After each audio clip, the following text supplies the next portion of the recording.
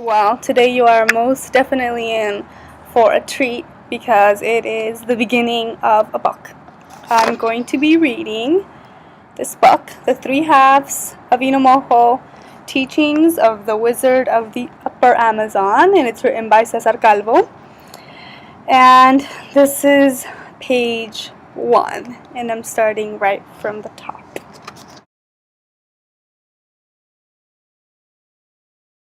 Well, today you are most definitely in for a treat because it is the beginning of a book. I'm going to be reading this book, The Three Halves of Inomojo, Teachings of the Wizard of the Upper Amazon, and it's written by Cesar Calvo. And this is page 1, and I'm starting right from the top. And this title of this chapter is As a Preface, Inomojo enumerates the attributes of air. As a preface, Inomojo enumerates the attributes of air. It's a long story I've told you. If I were to tell you everything, you would not believe anything. One can never believe anything. Do you know that? Never can you listen to everything. I'm ready to do so, Maestro Inomojo, I hear myself say almost as a bribe. That is why I have come. Could you? No, I don't believe you could. And his head leaning to one side, his eyes bringing it back up. To give you only one example, look at the jungle. If you try to listen to all the sounds of the jungle, what do you hear? And as if he had just caught himself, as if he himself were simultaneously the blowgun and the dart, and the hunter and the prey, and the burning wood waiting in the kitchen, Inomojo raised his voice. Not only the scream of the alert monkeys, not only the humming of the mosquitoes, of the arambasa, which is the darkest and fiercest bee, of the chinchilejo, which you call dragonfly, the chuspi, which infects you as it bites, of the carachupausa, which bleeds without warning. You not only hear the ronsapa hissing in the wind, and the manta blanca, which drinks your hair, and the quillavispa of the yellow flights, and the papasi, which is born from worms, but it is not a worm, and the huairanga, which never touches the ground. Not only do you hear the flute bird, the firin, which can't fly and has wings, nor the ushun, nor the tabaquerillo, nor the shancho, nor the piuri, nor the grayish timelo, nor the white tibe, nor the tarawi, which eats snails and is too black, nor the sharara, which knows how to live under the water very well, and even better above the wind, nor the blue suisui, nor the great yunguru, whose eggs are of the suisui color, nor that giant red and white stork called tuyuyu.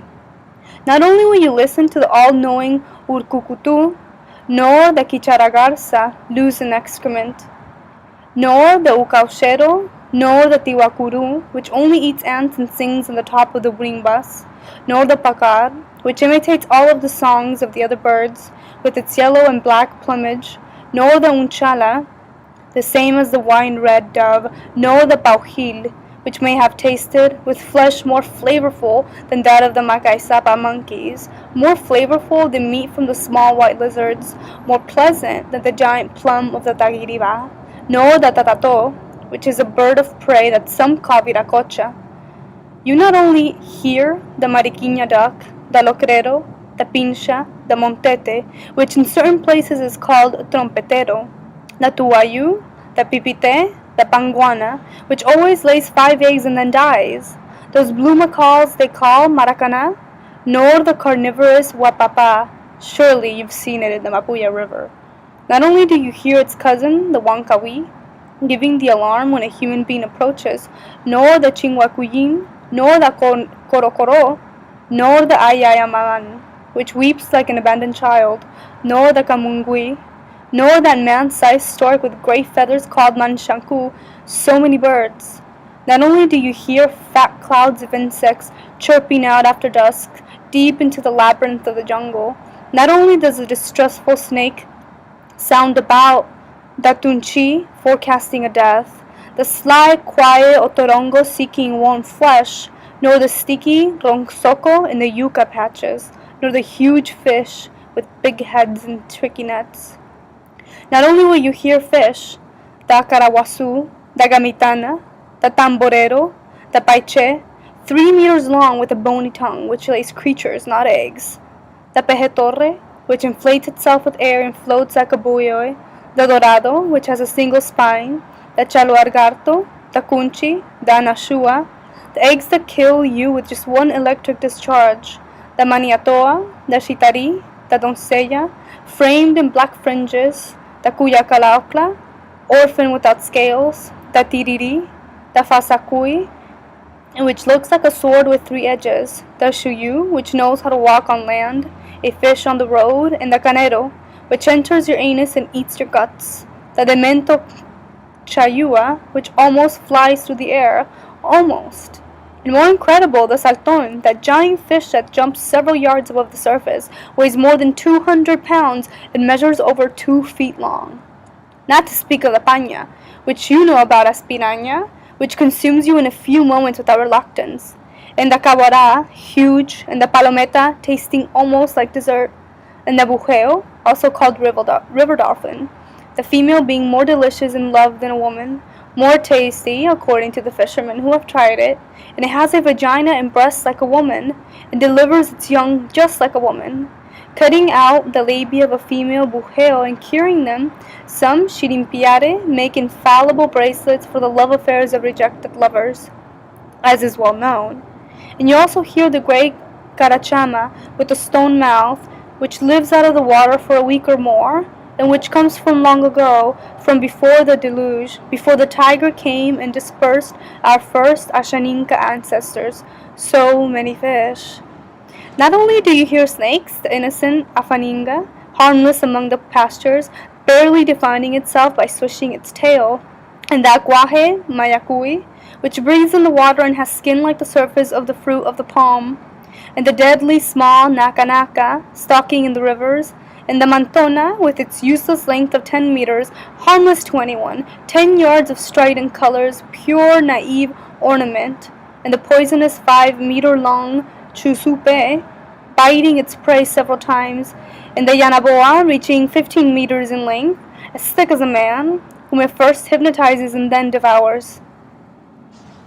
And the sashamama with a boa with ears, distinct from the yakumama, which is only in the water.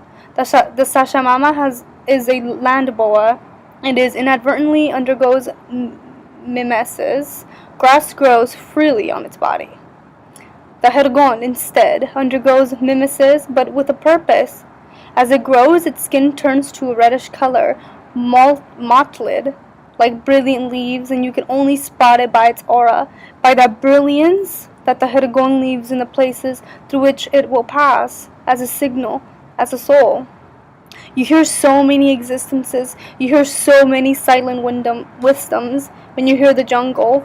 That is even without being able to hear any longer the song of the fishes that once brightened the waters of the Pangoa, the Tambo, and the Ucayali rivers.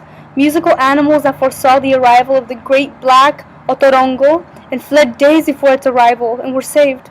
You must know that the Otorongo, with its giant paws, produced an avalanche of rocks that killed life in the rivers. Only those singing fish, which as their songs spoke and listened to the future, could survive the mud of those paws. Even though today they may no longer know how to sing, or perhaps if they still know how to sing, they must do so in secret, with sounds our ears are not accustomed to, perhaps in another dimension.